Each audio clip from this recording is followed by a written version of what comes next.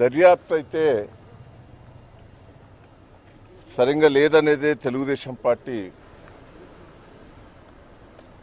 మేము కోరుతున్నాం.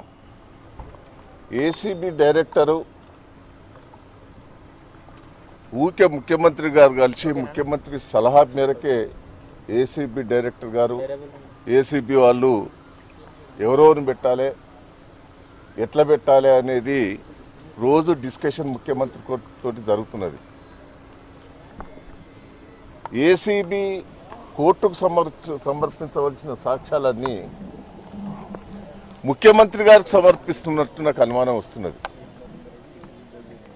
ఏదున్నా కోర్టు డైరెక్షను, కోర్టుకు సాక్ష్యాలు ఇట్లా ఏమైనా ఉంటే కోర్టుకు ఉపయోగపాలి. మొదలు ప్రెస్కు లేనిపోని అని లీక్ చేస్తాం.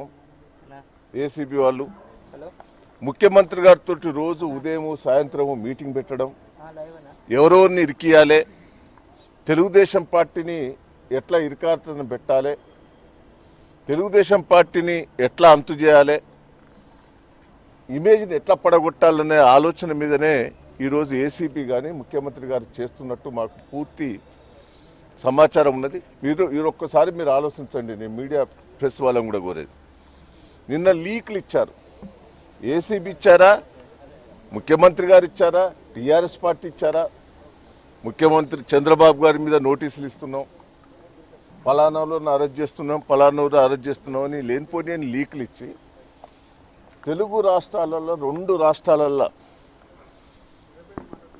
తెలుగు వాళ్ళ గౌరవాన్ని నీచంగా తయారు చేస్తున్నది కేసీఆర్ గారు ప్రభుత్వం.